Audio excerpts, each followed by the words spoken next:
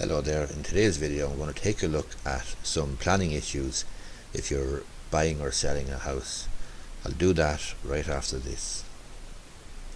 Okay, firstly, clearly planning permission is required for any residential property if it's not pre-63. Pre-1963 no planning permission is required.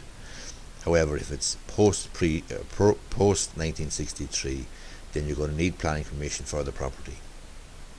So you're going to need a certificate of compliance with planning permission and a certificate of compliance with the relevant building regulations and or bylaws.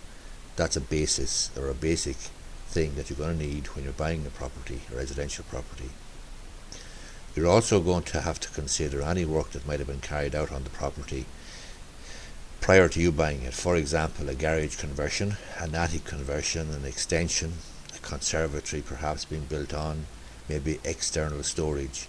All of these things are covered by the planning regulations, by the planning laws, and consequently you may need planning permission for that work. So when you're buying, you're going to be looking for a certificate of compliance from a suitably qualified architect or engineer confirming that the work has been carried out in accordance with planning permission, that planning permission has been obtained, and that it's been carried out in accordance with the building regulations.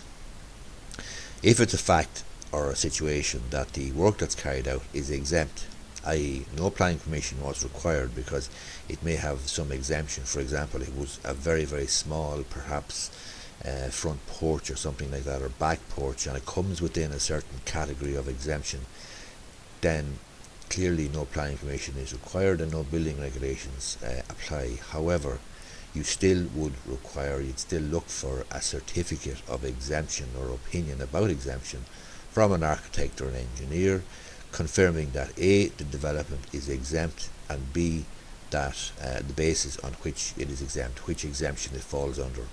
So there are some issues that you just need to consider when you're buying or selling a residential property.